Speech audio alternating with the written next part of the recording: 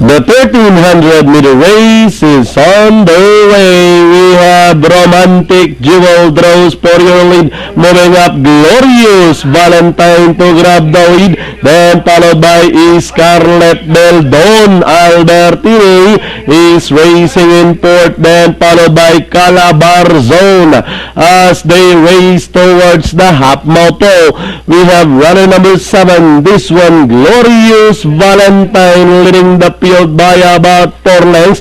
Romantic Jewel is in second, and moving up now is Don Albertini as they rounded the 600. Glorious Valentine, then turning away 6 lengths later. Romantic Jewel in second. Don Albertini remains in third, then followed by entry number 3, Scarlet Bell as they swing for home.